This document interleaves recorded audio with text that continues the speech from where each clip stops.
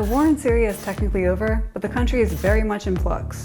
We just spent a week in Syria, in both Syrian government and SDF areas. As someone who's covered this conflict for over a decade, I can say with certainty, any journalist or expert who says they know the future of Syria is lying. In March, the new Syrian government and the SDF signed an agreement to integrate SDF territories into the Syrian state. We saw some of the early steps of this deal. The SDF withdrew from Sheikh Maqsood, a predominantly Kurdish neighborhood in Aleppo that's been under SDF control for years, and a joint delegation of the Syrian government and the coalition visited the Tishreen Dam, which Turkey has repeatedly bombed since the fall of Assad, meaning US helicopters escorted the former al-Qaeda affiliate turned Syrian government to meet with the SDF. But the tenuous optimism this agreement has generated should be overshadowed by the ongoing wave of sectarian violence across the country.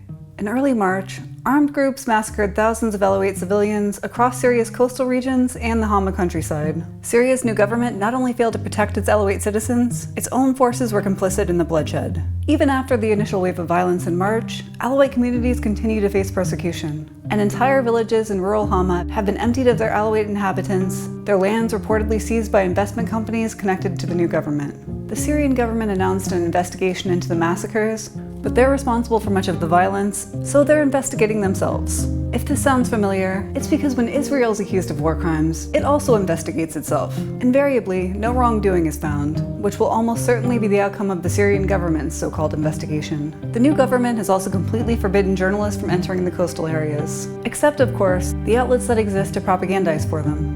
إذا نحن الآن في مدينة جبلة بريف اللاذقية بعد أن تمكن الجيش السوري من دخول المدينة. Although we couldn't go to the coast like this guy, more and more Alawite families have fled to safety in SDF areas, and we were able to meet some. Their stories are barely covered by the media, despite the ongoing violence against their communities. بالنسبة كمان للعساكر كانوا مثلا يفوتوا على البيوت إنه أنت مثلا علوي مثلا ياخذوه من قدام أولاده يقتلوه يعوي عوّن الكلب عوّن يسبوا علينا نكون واقفين مثلا عند باب مشفى.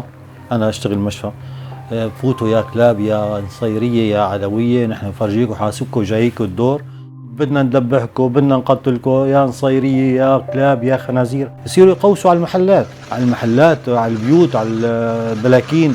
أنا مدرس كنت أنسي معلم صف.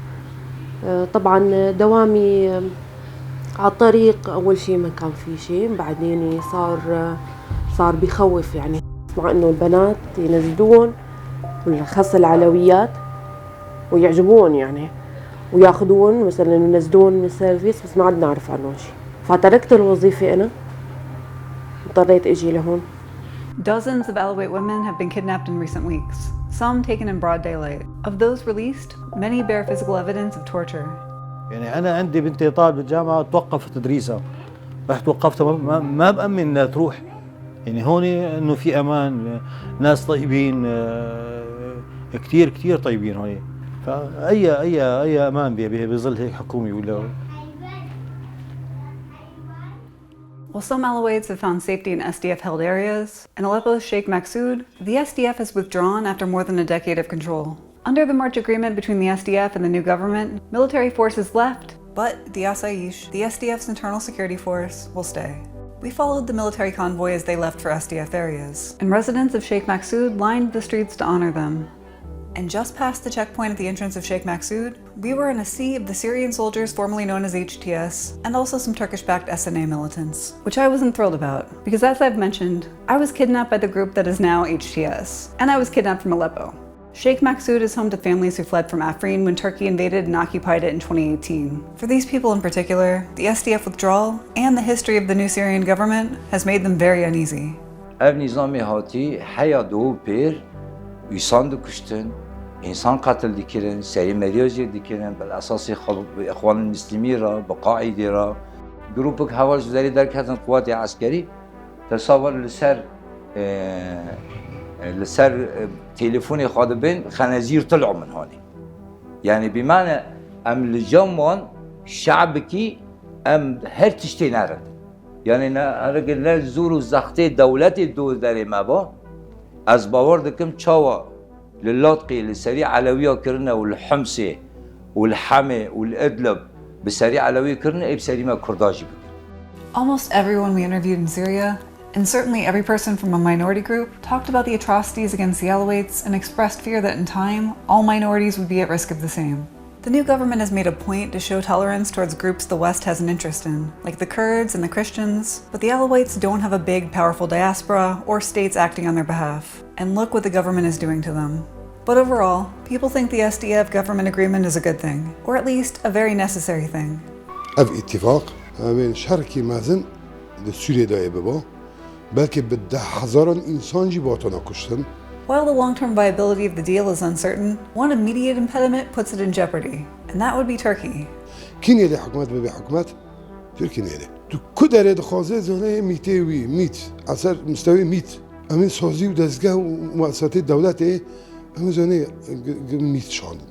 احمد شرع زنه بریاری کی زنهش بو سوریه آنو کنه بده. گر ترکیه راضی نبه. باوری من پر ترکیه تنه. یعنی یک صدی باوری من ترکیه تنه ترابش. ما دولت کی سر داگرکری زنه بی دولت. Turkey's influence in Syria has grown dramatically since the fall of Assad. The Turkish military is establishing even more bases across Syria, not just in the north where they've traditionally operated. Turkish forces are secretly building new military installations near Manbij and along the Euphrates, with SDF drone footage showing watchtowers, artillery fortifications, and military headquarters. And as it has for years, Turkey continues to target civilians and civilian infrastructure in Syria. The Tishrin Dam has been a key target.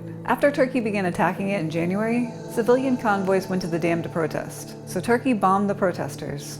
This is the second time I came to the dam. The first time was 8th of January. When I come here, I expect that somehow that could be safe because I look around myself and the people, it was completely like a civilian convoy.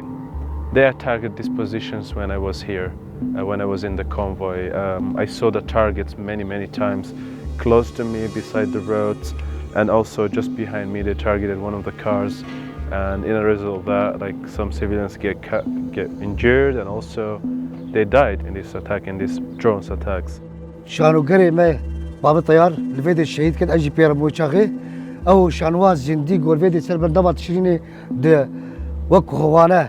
And of course, since that time, the convoy, they will continue coming to this dam because I think this dam is so important for the region. It's producing energy and water. Specifically, we have seen Kobane, it's been 4 months without electricity.